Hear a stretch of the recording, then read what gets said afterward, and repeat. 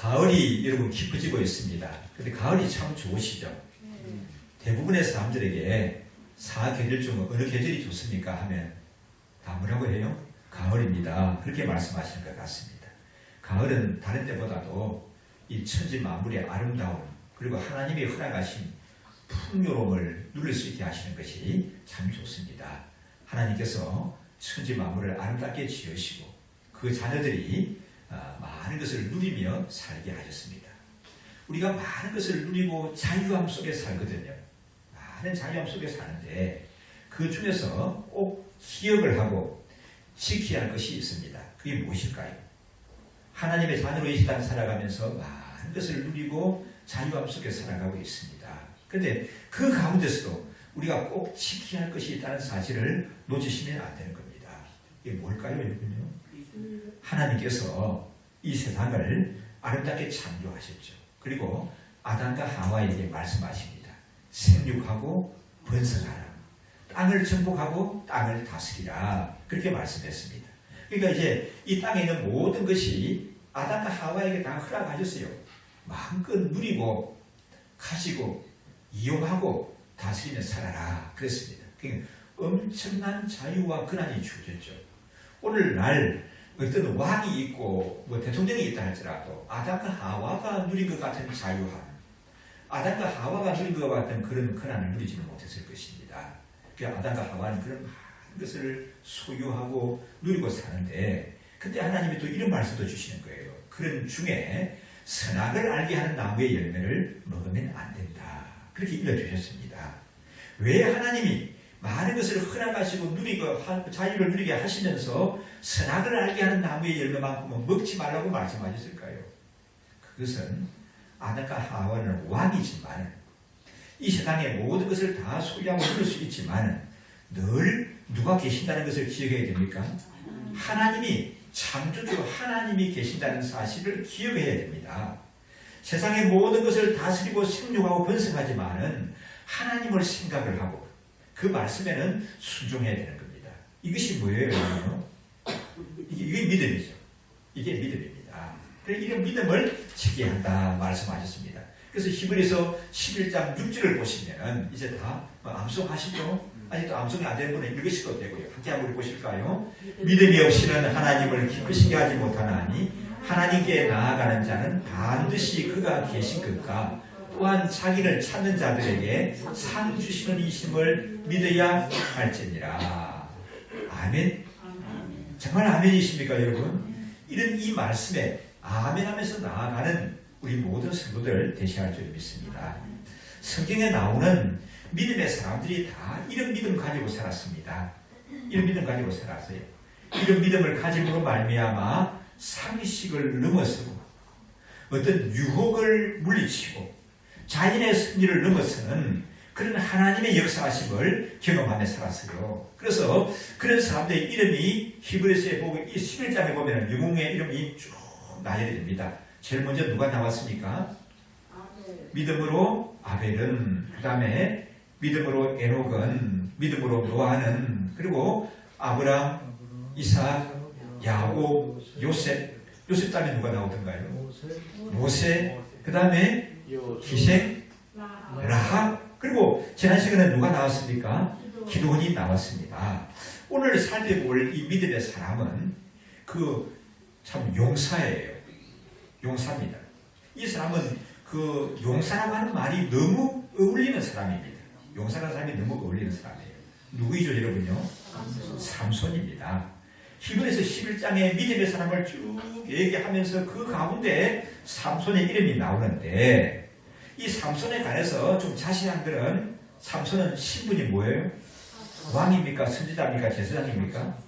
사사예요. 사사. 그래서 삼손에 관한 걸 어디서 찾아볼 수가 있죠? 사사기에서 볼 수가 있습니다. 사사기 보면은 비교적 상세하게 기록을 하고 있습니다. 그 출생 배경에서부터 어떤 배경 하에서 삼손이 잉태하게 되고 태어나게 되는가, 그리고 삼손이 자라나고 그리고 마지막 세상을 떠날 때 그 사이까지 상세하게 사사기가 기록을 하고 있습니다. 이스라엘 사람들이 또 하나님께 죄를 지었습니다. 그래서 하나님께서 죄를 지으면 처음에는 그냥 보고 계시는 거죠. 그런데 끝까지 하나님은 그냥 보고만 계시는 거죠. 그렇습니까? 절대로 하나님은 그런 하나님이 아니십니다. 우리 자녀들이 잘못을 하고 있는데 아버지가 어머니가 처음에는 지켜보고 있어요. 그런데 계속 그러고 있습니다. 그러면 뭐 언젠가는 괜찮아지겠다고 그냥 내버려 둡니까? 아니죠. 그 내버려 두는 부모가 있다고 하면 그 부모님은 어떤 부모님이라고요? 친부모님이 아닐 수 있습니다. 예, 우리 하나님이 우리를 얼마나 사랑하십니까? 사랑하시기 때문에 우리가 잘못된 길을 가고 죄악을 범할 때 처음에는 그냥 지켜보시기도 하시지만은 처음부터 안 돼 하고 막으시기도 하십니다. 때로는 지켜보시지만은 끝까지 지켜보시는 하나님이 끝까지 그냥 내버려두시는 하나님이 아니시고 반드시 개입을 하시거든요. 그걸 잘 보여주는 성경의 어느 부분이라고요? 사사기예요, 사사기. 이게 지난 시간에 보면은 기도원이 등장하기 전에 이스라엘 백성들이 그 하나님께 죄를 짓고 누구의 지배를 받았죠? 미디안의 지배를 받았습니다. 미디안의 지배를 받았습니다. 정신이 번쩍 들지 않습니까? 하나님께 나아가지고 천부여 어찌옵소서, 눈물 콧물 흘리고 두 손 들고 옵니다. 주의 용사여 주옵소서. 하나님은 진노 중에도 사랑을 베푸시는 하나님, 또 자비하시는 하나님. 그래서 그 백성들을 굽어 살피시고 사사를 보내시는 것이죠. 그래서 누구를 세워서 미디안에서 건지셨습니까? 이스라엘을 기도원을 세워서 건지셨다는 것을 살펴봤습니다. 그리고 나서 시간이 지난 다음에 이스라엘 백성들이 또 하나님께 죄를 짓고 악을 행합니다. 그래서 하나님께서 이번에는 이스라엘 백성들을 혼을 내시는데 누구를 들어 쓰는가 하면은 무서운 민족인 블레셋 사람을 들어 쓰시는 거예요. 블레셋 사람들의 지배를 40년 동안 받게 되었습니다. 그러니까 블레셋 강점기가 몇 년 동안 계속되었다고요? 40년이 계속이 되었습니다. 그때 단 지파에 속한 마노아라는 사람의 집에 하나님의 사자가 나타났습니다. 단 지파 마노아라는 사람의 집에 나타나서 아들을 낳게 될 것이다. 그렇게 하나님의 사자가 얘기해 줍니다. 그게 누군가 하면은 삼손이거든요. 그럼 삼손은 어느 지파 사람이라고요? 단 지파. 그리고 뭐 우리 복습해 볼까요? 기도원은 어느 지파 사람이었어요? 예, 한 주간은 긴 시간이라고 했죠. 뭐가 긴 시간입니까? 많은 것을 잊어버리기에 긴 시간입니다. 므낫세 지파에 속했습니다. 기억나십니까, 여러분? 므낫세 지파는 좀 이름 없는 그런 지파죠. 단 지파도 그렇게 큰 지파는 아닙니다. 우리 한번 사사기 13장을 보십시다. 2절 3절 말씀 함께 읽습니다. 소라탄이 단지파의 가족을 마노아라 이영을 문제가 그 아내가 입지 못하고 여호와의 사자가 그 여인에게 나서 그에게 이르보라 내가 원래 인기를 못하는 것으로 생각하지 못하였으나 이제 인기하여 아들을 낳으리니. 예, 그 소라 땅의 단 지파에 속한 마노아라는 사람이 있는데 그 아내가 잉태하지 못하고 생산치 못하였더라. 그러니까 이제 또 3절에 보니까 본래 잉태하지 못하였다. 애기 못 낳는 걸로 자타가 공인을 하고 있었습니다. 본인도 이제 애기 못 낳는 걸 알고 있었습니다. 그런데 주의 사자가 나타나서 그 가정에 뭐 어떻게 됩니까? 아들을 낳을 것이다. 이건 무슨 소식이죠? 얼마만큼 기쁜 소식입니까? 보통 기쁜 소식이 아니죠. 예를 들어서 마누아가 좀 행세하는 집안의 사람이었다고 하게 되면 내 재산에 반을 내놓는다 할지라도 아들을 낳는다면 아깝지 않겠다. 충분히 공감할 수가 있죠. 그런 상황인데도 아들이 없었어요. 근데 천사가 주의 사자가 나타나서 아들을 낳을 것이다. 아주 기쁜 또 기쁜 소식을 일러주었습니다. 성경에 보면은 태어나기 전에 이런 소식을 받고 태어난 사람들이 있습니다. 어떤 분들이 있죠? 누구예요? 구체적으로 보면은 우리가 그동안 살펴본 믿음의 조상 가운데도 있어요. 히브리서 1장 누구죠? 이삭이죠. 태어나기 전에 이렇게 아들을 낳을 것이라고 받았습니까? 그러니까 그때 이삭의 어머니 사라가 아니 내 나이 얼마인데 젊어서도 못 낳은 아들을 내가 지금 이 나이에 낳을 수가 있단 말입니까? 그때가 몇 살이었어요? 90세. 정확하게 말하면 89세였어요. 여인으로서 이 역할이 다 기능이 끝난 지가 오래되었습니다. 그래가지고 그런데도 하나님의 사자가 맞는다는 거예요. 그래서 어떻게 했다고요? 허허허 하고 웃었어요. 그래서 그 아들의 이름이 뭐가 된 겁니까? 이삭이 되어야 된 것이죠. 또 누가 있습니까, 여러분? 세례요. 신약에 보면 세례 요한이 있습니다. 태어나기 전에 아버지 어머니에게 주의 사자가 나타나서 때가 되게 되면 아들을 낳을 것이다. 또 누가 계시죠? 계시도 하게 되면 또 다르죠, 여러분. 누가 계시죠? 예수님이 태어나기 전부터 이름을 가지셨습니다. 예수님은 태어나시기 700년 전부터 이름을 가지셨어요. 보라, 처녀가 잉태하여 아들을 낳을 것인데 그 이름을 임마누엘이라고 하라. 임마누엘이라고 하라. 또 그 이름을 예수라 하라. 태어나기 전부터 예수님은 이름을 가지셨거든요. 자, 그래서 이 마노아의 집안에서 오랜 동안 기다리던 아들이 태어나는데 그게 삼손이고요.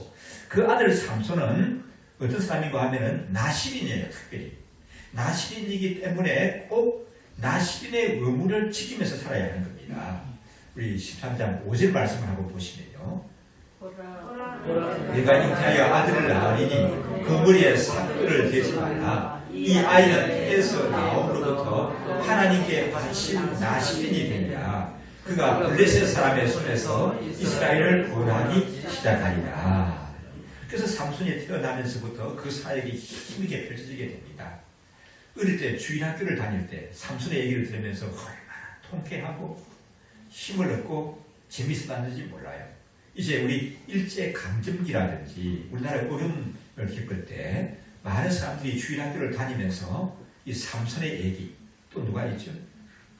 뭐 에스더와 모르드게의 얘기, 또 다니엘의 얘기를 들으면서 이렇게 민족 정신을 길러가는 것 아닙니까? 그래서 그때 주일학교 다니는 사람들이 다 훌륭한 민족의 지도자들이 되고 했습니다. 이 삼손에 관한 내용들이 더 많이 있는데 우리 다 오늘 이 시간에 살펴보기는 어려우니까 이렇게 보고요. 그러면 이 삼손을 통해서 하나님이 우리에게 깨우침을 주시는 것이 무엇인가 하는 거 한 3가지 정리해서 살펴보기로 원합니다. 첫째로요. 첫째 깨우침은 어떤 것입니까? 삼손을 통해서 주시는 교훈은 영적인 가치를 소홀히 해서는 안 된다는 것을 깨우쳐 주십니다. 무엇을 소홀히 하면 안 된다고요? 영적인 가치. 영적으로 소중한 것을 소홀히 여기면 안 됩니다. 여러분, 삼손이 뭐라고 했죠? 용사라고 했죠. 어느 정도 용사인가 하면은 만부부당의 용맹을 가진 용사입니다. 이 만부부당이라고 하는 말은 삼국지나 수호지에 나오는 말입니다.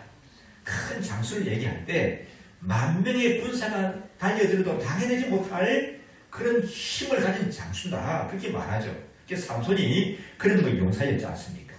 삼손이 용사라는 것을 성경에서 증명해 주고 있는데요. 한 분은 길을 가는데 사자가 배가 고프다고 잡아먹겠다고 달려오는 거예요. 입을 벌리고 하고 달려옵니다. 그럼 어떻게 해야 되죠? 달아나든지 나무에 올라가든지 그것도 안 되면 엎드려서 살려달라고 싹싹 빌든지. 근데 삼손은 어떻게 합니까? 너무 봐라 하고 달려드는 사자를 갖다가 양손을 가지고 윗입술 아래 입술을 잡고는 쫙 벌리니까 사자가 입이 다물지는 못하고 삼손이 힘을 줄수록 사자 입이 점점 벌어지는 거예요. 그 입이 쫙 찢어버리고 말았습니다. 그래서 사자가 어떻게 됐죠? 죽었어요. 거기서 이제 뿌리 씻겨났다고 얘기하고 있지 않습니까? 역사에 여러분 많은 힘센 사람들 나옵니다. 누구 있죠? 우리나라에 보면 누가 나와요? 우리나라의 힘센 장군이 누구였죠? 임경업 장군이 해줬고 또요 뭐요? 근데 그분들이 사자의 입을 찢었다는 얘기 들어보셨습니까? 그분들이 늑대 입을 찢었다는 얘기 들어보셨어요? 헤라클레스, 중국에 있는 항우, 간우, 장비, 사자 입을 찢었다는 얘기 들어보셨습니까? 삼손이요, 삼손. 삼손이 그만큼 용력이 대단한 사람이었다는 겁니다.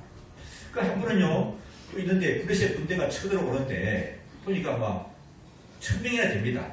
그래서 삼손이 싸워야겠는데, 보니까 이 맨손이에요. 뭐가 잡히는 게 없습니다. 그래서 보니까, 잡히는 게 뭐냐 하면은, 나귀가 오늘 죽어가지고 말라 빠졌는데, 그래도 나귀 장단지 뼈 같은 거 잡고 하면 싸울만 하죠. 그죠?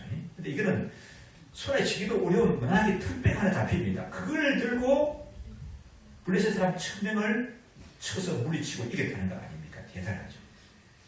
그리고 또는요, 삼손이 그러면 기운만 센 게 아니라 굉장히 재빨랐던 것 같아요.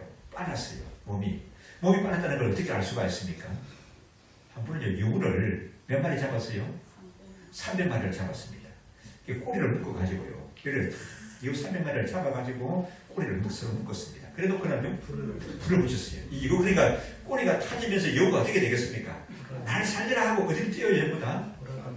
사방으로 뛰는 게, 집으로 뛰는 애가 산으로 뛰는 놈, 물로 뛰어들어서 산지 사방을만 팍 뛰어들어가지 않습니까? 그래서 블레셋 지방만, 그 지역만 다 불바다가 되어버렸죠.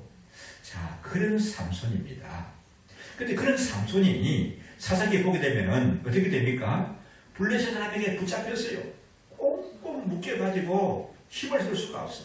아니, 그전에는 쇠 줄로 묶어놔도 이게 뭐냐 하면 한번 힘을 주면 줄이 다 뜯어지거든요. 그래 블레셋 사람들이 다 달아났는데 이번에는 어떻게 되는지 삼손이 꽁꽁 묶이고 두 눈이 뽑혀가지고 비참하게 질질 끌려가버리고 말았습니다. 이러면 삼손의 비극이죠. 그러면 이 삼손의 삶에 이런 비극이 원인이 뭘까요? 왜 이런 비극이 왔을까요? 그건요, 나시린의 서약을 지키는데 어떻게 했다고요? 소홀한 거예요. 나시린의 서약을 저버렸기 때문에 그렇습니다. 나시린이 그럼 뭐냐? 나시린의 서약이라고 말하는데, 나시린이라는 말은 아까 그 사사기에도 나왔습니다. 삼손을 얘기할 때 하나님께 바쳐진 사람, 하나님께 드려진 사람이라는 겁니다. 영어로 말하면 consecrated라고 해요. consecrated. 바쳐진 사람, 드려진 사람이다. 이렇게 말합니다. 우리 박윤선 목사님 추석 성경에 보면은 이걸 나시린이 지켜야 할 의무를 세 가지로 정리를 하고 있습니다.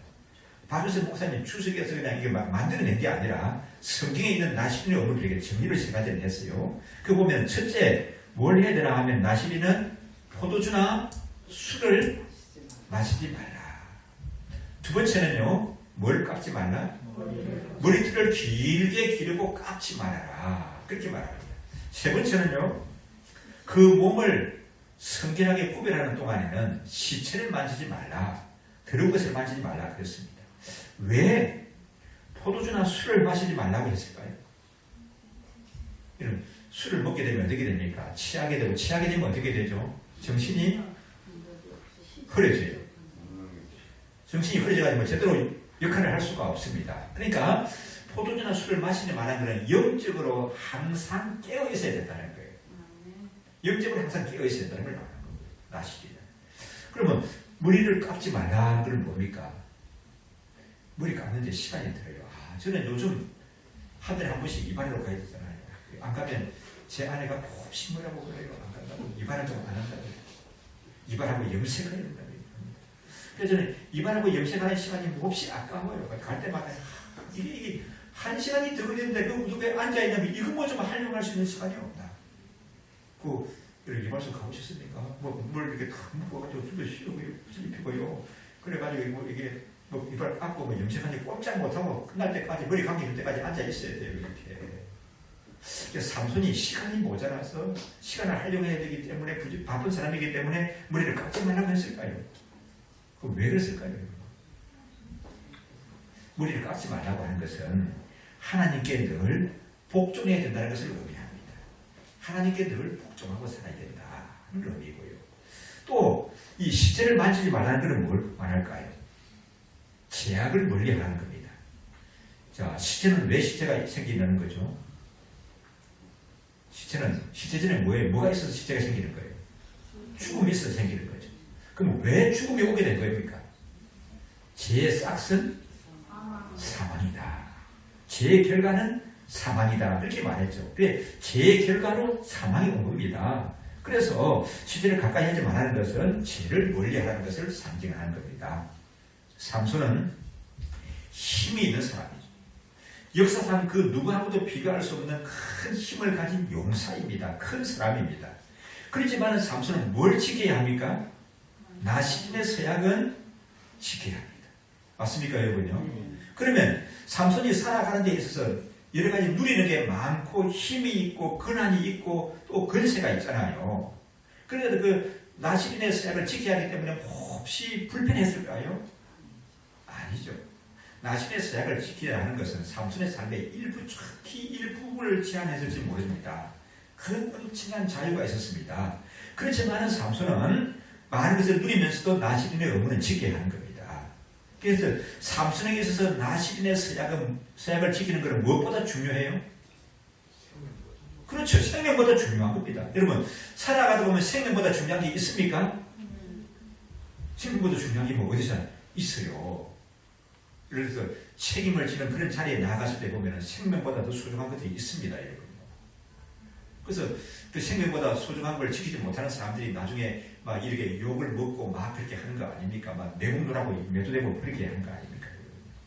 자, 그래서 삼손은 이 나시린의 서약을 아주 소홀히 여겼습니다. 가볍게 여겼습니다. 그래서 머리털이 깎이면서 꽁꽁 묶여지고 눈이 뽑히고 블레셋으로 끌려갔습니다. 이런 고통을 겪었습니다.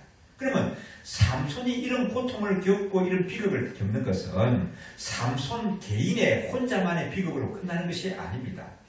맞습니까, 여러분요? 그럼 누구의 고통이고 아픔입니까? 이스라엘 전체의 고통이고 아픔입니다. 왜 그렇죠? 삼손 혼자가 실수해서 삼손 혼자의 아픔으로 삼손 혼자의 실패로 끝나는 것이 아니라 이스라엘 민족 전체의 아픔이고 전체의 고통이고 전체의 실패라는 겁니다. 왜 그래요? 왜 삼손의 실수가 이스라엘 민족 전체의 아픔이 되지는 겁니까? 삼손은 뭐이기 때문에? 사사이기 때문에. 삼손은 지도자이기 때문에 그렇습니다. 대표자이기 때문에 그렇습니다. 그래서 오늘날 우리나라에 있어서 지도자는 참 중요합니다. 맞습니까, 여러분요? 그래서 여러분, 문재인 대통령을 좋아하시든 안 좋아하시든 기도하셔야 돼요. 그분을 위해서. 왜 그렇습니까? 그분은 대통령이기 때문에 그렇습니다. 그분이 잘못 판단하고 잘못하게 되면 이 백성, 대한민국 국민 전체가 큰 고통을 겪게 되고 나중에 이 시대뿐만 아니라 다음 시대도 그 다음 시대도 아픔을 겪을 수가 있는 거예요. 그게 지도자의 이치입니다. 지도자의 이치. 이게 삼손의 잘못 때문에 이렇게 이스라엘 민족의 아픔과 고통을 가져오게 되었습니다. 하나님께서 삼손에게 이스라엘을 블레셋으로부터 구원해내기 위해서 그게 뭘 주셨습니까? 힘을 주셨습니다. 담대함을 주셨습니다.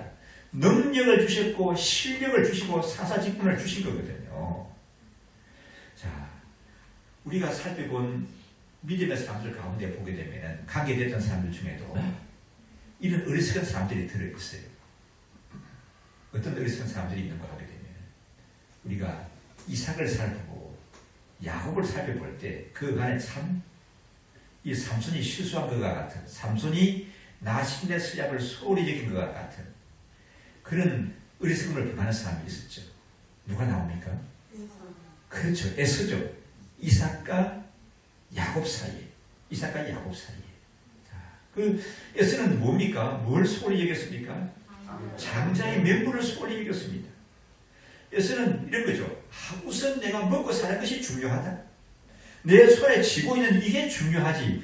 뭐 장자의 명분이 따이는지 뭐 약속의 유업이라든지 뭐 영적인 복이라든지 그런 거는 나는 관심 없다. 그런 거는 나 잘 모르겠고 약속의 유업도 모르겠고 영적인 축복도 모르겠고 장자의 명분도 모르겠고 당장 중요한 거는 먹고 사는 것이다. 내가 가지고 놀고 즐기는 것이다. 그게 누구였습니까? 에서였습니다. 그래서 그는 장자의 명분을 소홀히 여긴 것이죠. 이 영적인 가치를 소홀히 여긴 바람에 참 그런 그 에서와 그 자손들이 어려움을 겪은 것을 볼 수가 있습니다. 참으로 안타까운 사람이거든요. 자, 삼손이 지켜야 할 나신의 서약은 하나님의 사람으로서 또 사사로서 너무나 소중한 것입니다. 이게 여러분 양보할 수 있는 겁니까? 아니죠. 내 개인의 관계된 것 같으면 양보할 수가 있죠. 그럼 포기할 수 있는 겁니까? 아니죠. 타협할 수 있는 겁니까? 아닙니다. 굳게 끝까지 지켜나가야 할 것이 이 나시린의 서약이었거든요. 여러분, 이런 삼손을 보면서 어떤 생각이 드십니까? 어떤 생각이 드시죠? 삼손은 어떤 사람이다? 어떤 사람이라고 얘기하십니까? 참 어리석은 사람입니다. 어떻게 그렇게 미련한 짓을 했나 그런 생각이 드시죠. 그런데요, 오늘날 이 시대를 살아가는 하나님의 자녀들에게 있어서도 삼손이 나시린의 선약을 지켜야 하고 에스가 장자의 명분을 귀하게 여겨야 했듯이 우리가 지켜야 할 것이 있다는 사실을 놓치시면 안 됩니다. 아멘이십니까 여러분? 그게 뭡니까 여러분? 하나님의 말씀. 이 영적인 가치는 우리가 타협할 수도 없고 양보할 수도 없고 내버릴 수 없는 거예요. 좀 더 구체적으로 말하면 뭘까요? 주의를 성수하는 겁니다. 이 주의의 성수는 성도들에게 주어진 의무이기도 하지만 큰 축복이고 특권이거든요. 우리가 새벽에 오랜 시간 시편의 말씀을 살펴봤습니다. 그렇죠? 시편을 보면서 그거 보니까 137편이니까 8편 볼 때 이 이스라엘 나라가 유다 나라가 멸망당하고 바벨론에 끌려가서 사는데 포로로 가서 살 때 제일 아쉬운 것이 뭐였다고요? 성전이 없는 겁니다. 예배를 드리지 못하는 거예요. 그래서 이제 이 바벨론의 포로 잡혀 가서 사람들의 소원은 꿈에도 소원은 고향 땅으로 돌아가서 무너진 성전을 다시 쌓고 짓고 하나님께 마음껏 찬양하고 예배드리는 겁니다. 그래서 포로 해방을 시키니까 우리 정 목사님도 좀 수요일날 에스라서를 쭉 보십니다만 보니까 많은 사람들이 돌아오거든요. 그런데 첫 번째 돌아오는 목적이 뭐냐면은 성전을 짓고 하나님께 예배하기 위한 거였습니다. 자, 이 주의를 성수하는 것, 이 예배를 드리는 것은 너무나 소중한 겁니다. 이거는 양보해서도 안 되고 포기할 수도 없고 타협할 수도 없는 거예요. 지난 주간 중간에 대구에서 온 친한 목사님을 한번 만났습니다. 점심 식사를 같이 하는 중에 그 목사님이 그런 말씀을 하시더라고요. 여러분 대구 하면 뭐가 유명하죠? 사과가 유명한데 요즘 와서 대구 하면 뭐가 유명했죠? 코로나19가 유명했습니다. 그 얘기 들어보셨어요? 제가 병원에 가니까 병원에 딱 들어가는 입구에서 대구 다녀오신 적이 있습니까? 이렇게 지금은 안 물어봐요. 얼마 전까지 물어봤습니다. 여러분 기억나세요? 대구 다녀오셨어요? 집안 식구들 가운데 대구 다녀오신 분이 있습니까? 아이고, 대구에 코로나가 얼마나 심했어요. 지금 이 전국적으로 막 확진자가 하루에 뭐 100 몇 명 나와도 이렇게 막 야단 법석인데 그때는 대구에서 얼마나 많이 쏟아져 나왔습니까? 그 대구에 있는 교회들을 예배를 드리지 말라고 해서 대회를 강한 단속을 했다는 겁니다. 근데 이 목사님 교회에 예배를 드리지 말라고 하는데 목사님 그런 생각이 들더래요. 어떻게 목사가 오늘은 교회 보지 마세요 하고 문을 닫을 수가 있느냐? 예배 오고 안 오는 거는 뭐 성도들 사정이고 예배는 틀려지지 않느냐? 맞아요, 틀려요. 맞는 얘기죠. 근데 이게 예배 드리다가 발각이 되면은 가출과 벌금이 300만 원이야. 그래서 목사님이 얘기했대요. 이번 주에 내가 300만 원 내겠다. 예배 드리죠. 그러니까 장로님들이 나도 300만 원 내겠습니다. 그럼 다음 주도 예배 드릴 수 있네. 다른 장로님이 나도 300만 원 내겠습니다. 그 다음 주도 예배 드리면 되겠다. 네. 또 벌금 정말 300만 원 내시면 우리 또 다른 분도 나도 300만 원 내겠습니다. 그랬다는 거예요. 그래야 그 교회는 벌금을 전부 얼마 냈을까요?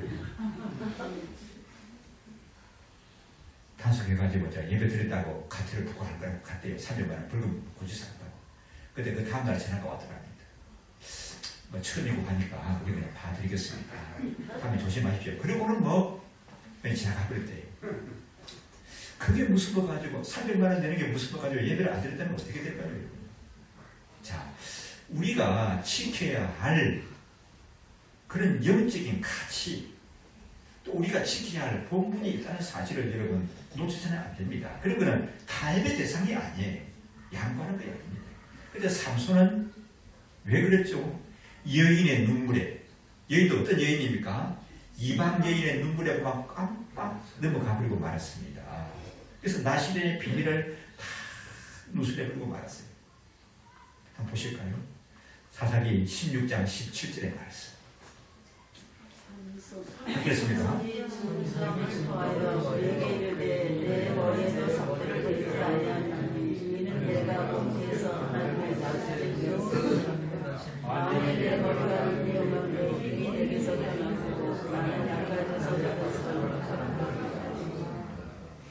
여러분, 이런 삼손의 모습을 보시면서 어떤 생각이 드십니까?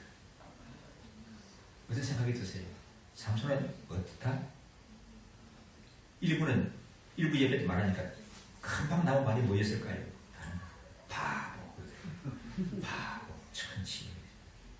주일학교 다닐 때 삼손의 얘기를 들으면서 참 힘을 내고 통쾌하기도 했거든요. 근데 이 장면에 가서는 울 것 같아요.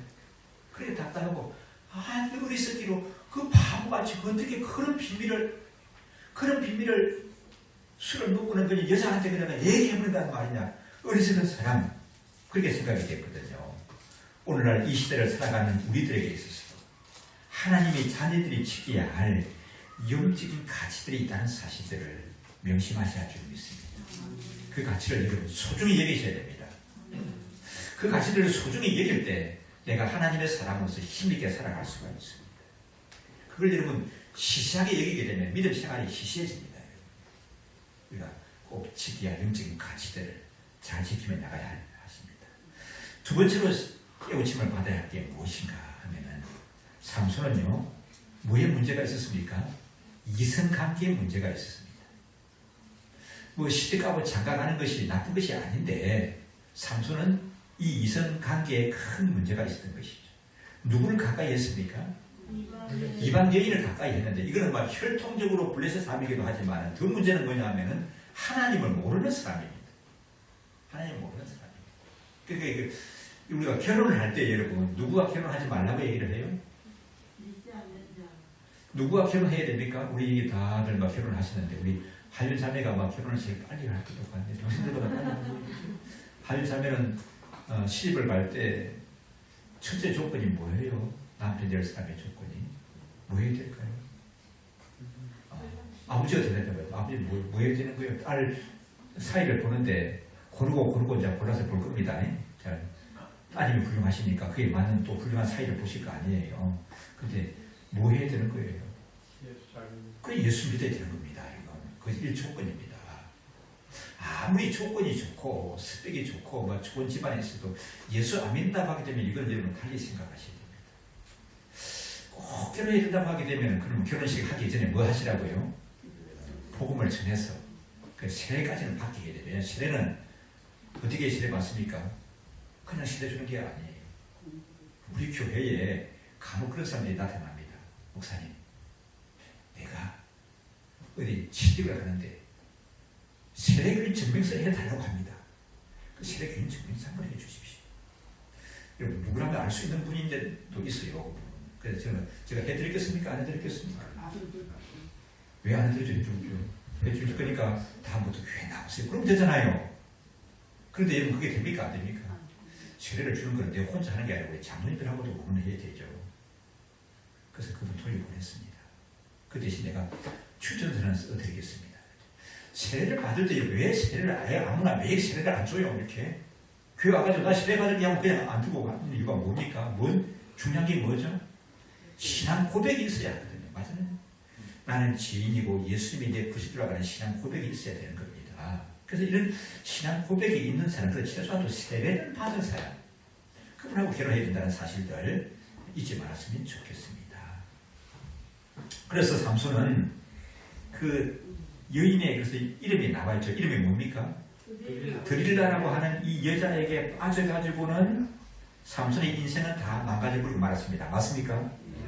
그 자신의 출생 비밀, 더더구나 그냥 출생 비밀이 아니라 무슨 비밀? 나시린의 서약의 비밀까지도 그 여인에게 다 말해버리고 말았습니다. 이 이방 여인한테 술에 취해가지고는 자존심도 민족 정신도 그다음에 사사의 사명도 다 내려놓게 되었습니다. 이 드릴라에게 빠져가지고 모든 것 다 잃어버렸어요. 그때는 삼손이 이 여자를 사랑했기 때문에 사랑을 위해서는 뭐든지 할 수 있다고 말했을지 모르겠습니다. 그러나 여러분 후세 사람 그 아무도 삼손과 드릴라의 사랑을 가리켜서 아름다운 사랑이라고 말하는 사람 있어요? 아무도 없어요. 이게 아름다운 사랑이 아니에요. 이거는 망하게 한 거지. 이렇게 삼손과 드릴라의 관계를 통해서 참 아름다운 사랑이었다. 사랑이기 때문에 그렇게 사사의 직분도 내려놓고 나시린의 서약도 내려놓는 그런 참 숭고한 모습을 보였다. 애틋하다. 아무도 그렇게 얘기하죠. 아름다운 사랑을 얘기하는 아가스에 보게 되면 뭐 여러 가지 뭐 그런 것들 사랑을 노래하고 있지 않습니까? 그런데 이 삼손과 들라의 관계를 아름다운 사랑이라고 말하지는 않습니다. 참 안타까운 일이죠. 이성 문제 결정적으로 삼손은 실수하게 되죠. 그것으로 인해서 삼손은 망가지게 됩니다. 앞서 우리 창세기에 나오는 믿음의 조상을 봤는데 그분을 보게 되면 이런 분이 나오죠. 여인의 유혹에 치병합니다. 얼마나 그 한 여인이 집요하게 그 남자를 유혹하는지 몰라요. 근데 이 사나이는 내가 어찌 이 큰 악을 행해서 하나님께 죄를 지을 수가 있습니까? 나는 결코 그렇게 할 수가 없습니다 하고 뿌리치고 자신을 지키는 거예요. 누굽니까 여러분? 요셉이죠. 요셉.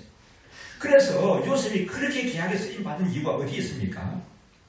그 청년의 정욕을 이겨낸 거예요. 죄의 유혹을, 이승의 유혹을 이겨낸 겁니다. 그래서 믿음의 본분을 지킴으로 해서 오늘날 우리에게 알려진 그런 요셉이 되고요. 이스라엘 민족의 역사가 요셉을 빼놓고는 말이 안 되는 거죠, 여러분. 그 요셉을 통해서 다 그 아버지 형제들 다 굶어 죽을 수밖에 없는 그런 상황이지만은 요셉을 통해서 살아났잖아요. 그 집안이 살아나고 그 민족이 살아나고 그 시대의 사람들이 요셉을 통해서 살아나갔습니까? 사람이 주위에 덕을 베풀고 도움을 주는데 요셉같이 덕을 베풀고 도움을 준 사람도 없을 거예요. 그 요셉이 그렇게 쓰임받는 건 뭡니까? 그 청년의 정욕을 이겨냈기 때문에 그러한 것입니다. 디모데후서 2장 22절에 이렇게 말씀하죠. 한번 보실까요? 또한 내가 청년의 정욕을 피하고 주를 깨끗한 마음으로 부르는 자들과 함께 의와 믿음과 사랑과 화평을 좇으라. 아멘이십니까? 이게 청년의 정욕이라고 했는데 청년뿐만 아니라 청년이 누구죠? 몇 살까지가 청년이에요? 여기 있던 청년이죠. 장가가가 이제 청년이다. 또 몇 살까지가 청년이에요? 30살, 30대가 청년이다. 미만이 청년이다. 나는요, 지금보다는 청년이라고 생각하고 삽니다. 그렇게 정말이라니까 그냥 청년이라고 생각하고 산다니까요. 청년같이 살자. 청년같이 살자. 근데 이 청년의 유혹이라고 하는 거는, 청년의 정욕이라고 하는 거는 그러면 중년에게는 없을까요? 장년은 없습니까? 아니, 노년이 되면 없을까요? 아니에요. 노년이 돼도 여기서 말씀하는 이 요셉이 받았던 그런 유혹, 디모데후서 2장 22절에 말하는 청년의 정욕을 피하라고 하는 이런 것은 장년이 되고 중년이 되고 장년이 되고 노년이 되도 있는 겁니다. 그러면 이런 유혹은, 이런 죄의 공격은 그럼 남자들에게만 있는 건가요? 남자 청년들에게 있는 겁니까? 죄송합니다만은 여인들에게도 꼭 같이 있는 것입니다. 근데 삼손의 약점이 뭐라고요? 이 청년의 정욕을 이겨내지 못하고 여기에 넘어가버리고 만 것입니다. 그래서 삼손이 어떻게 됐을까요? 16장, 사사기 16장 다시 돌아가서 보십시다. 16절, 17절 말씀. 함께 읽습니다.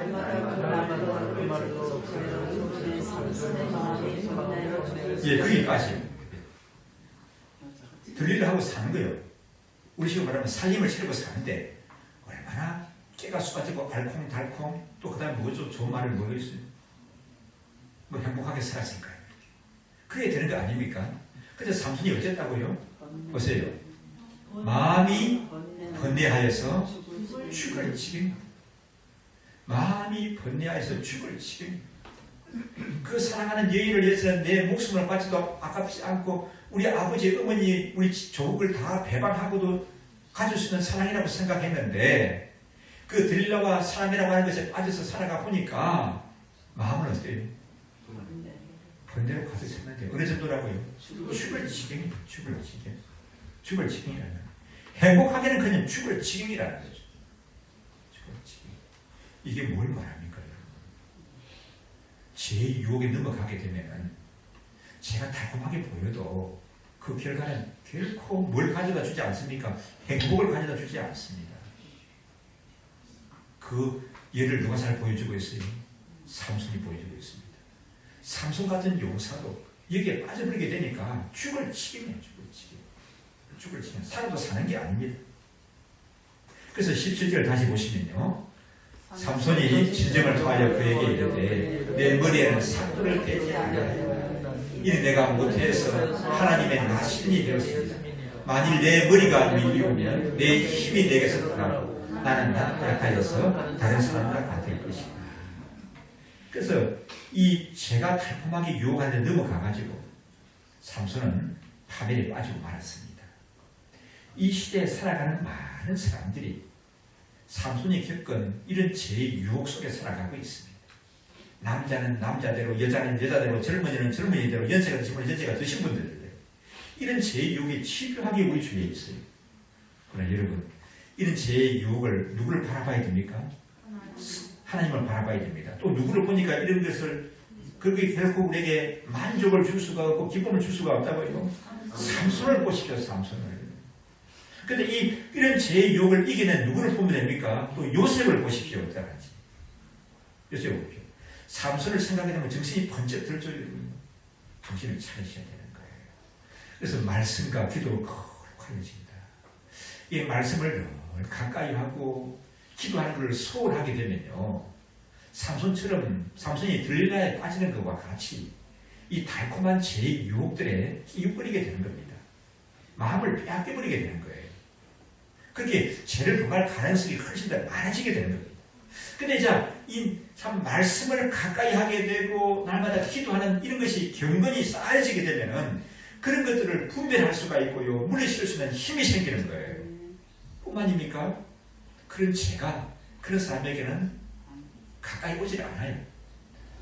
와서 뭔가 좀 건드려 보려고 하다가도 달아나야 되지. 제 유혹들이 많아요. 근데 그렇지 않으면은 이게 비집고 들어오는 거라니까. 그래서 삼손죄는 허물지게 되는 겁니다. 이렇게.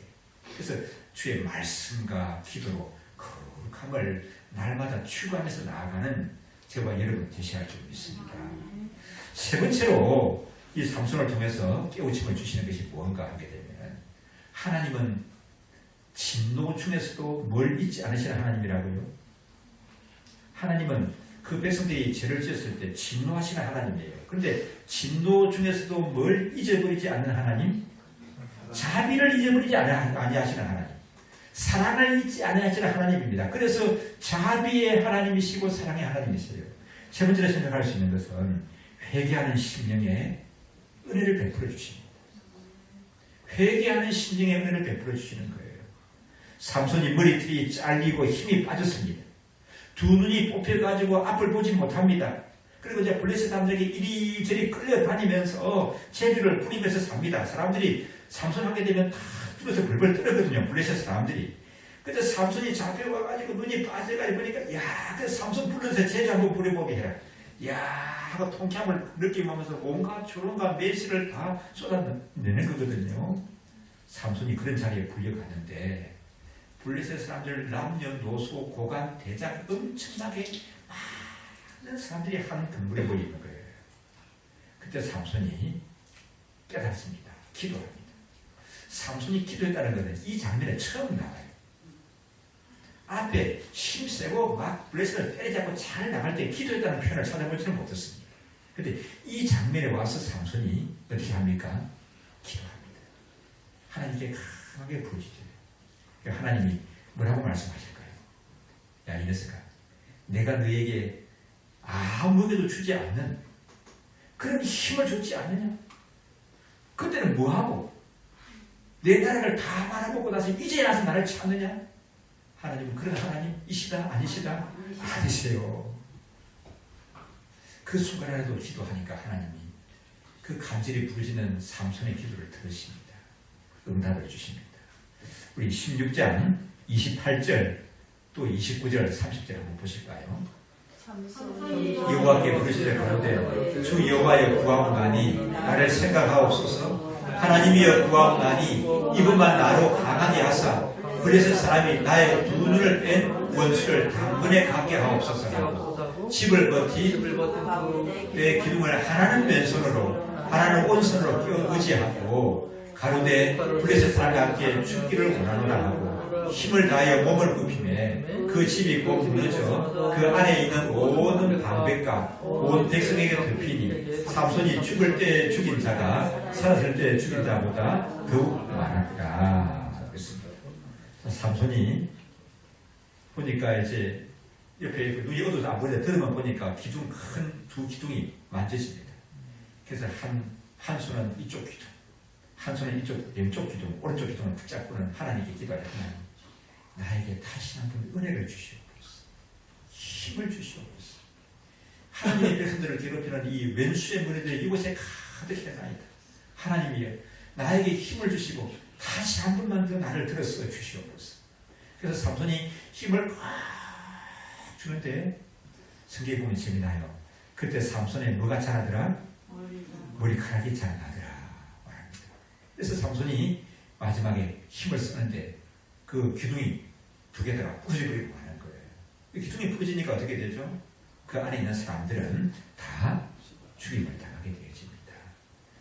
회개하고 삼손은 마지막에 회개하고 하나님의 은혜를 구합니다. 그리고 마지막으로 그 사사의 사명을 다하면서 그 인생이 끝이 나는 것을 볼 수가 있어요. 자, 여기서 생각하는 게 또 한 가지 이런 게 있더라고요. 삼손은 태어나면서부터 어쨌습니까? 남다르게 태어났죠. 특별한 사람으로, 아주 특별한 사람으로 태어났습니다. 이 태어나면서부터 남다르게 태어난 특별한 사람에게는 뭐가 있어요? 뭐가 강해요? 그런 사람들은 자의식이 굉장히 강합니다. 실패한 적이 없어요. 그렇기 때문에 자의식이 강하고 굉장히 우월의식 속에 젖어 있습니다. 그래서 삼손이 눈이 멀어가지고, 눈이 멀었다는 건 이 눈이 멀었다는 게 아니라 여인에게 눈이 멀어가지고 나신의 서약도 저버리게 되고 넘어지고 깨어지게 됩니다. 그래서 삼손이 회개하고 돌이키게 되는 거죠.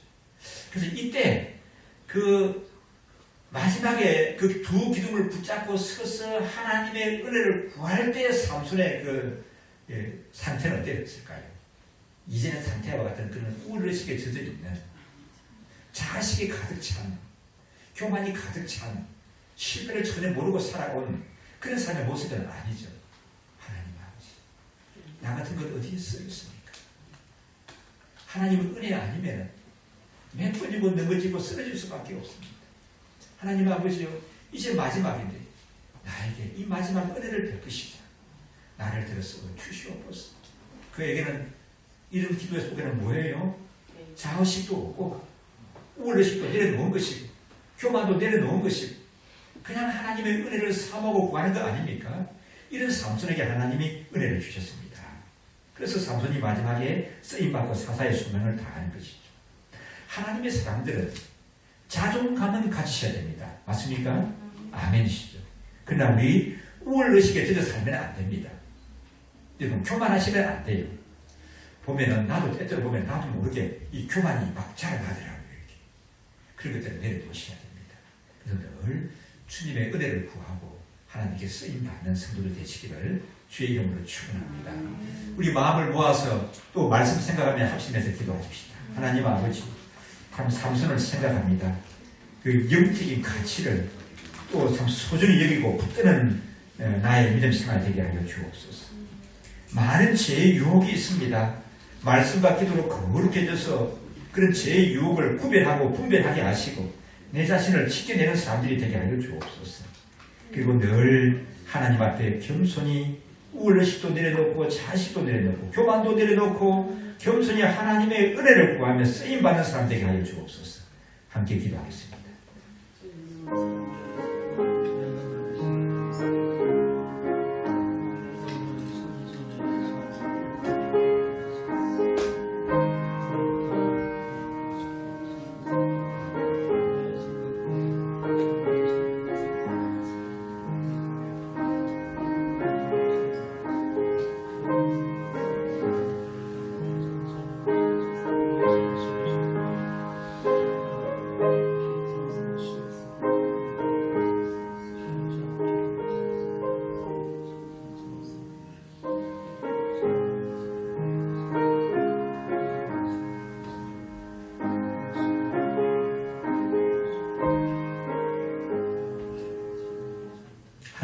아버지, 우리에게 자유함과 풍요로움과 하나님 자녀의 권세를 갖게 하시니 감사합니다. 그런 속에서도 우리 하나님이 자녀들이 지켜야 할 영적인 가치를 소중히 여기고 잘 지켜나가는 사람들 되게 하여 주옵소서. 하나님의 은혜 아니면 넘어질 수밖에 없고 쓰러질 수밖에 없는 사람들입니다. 늘 주의 은혜를 구하며 나아가는 그런 심령들 되게 도와주시옵소서. 감사드리옵고 예수님 이름으로 기도드리옵나이다. 아멘.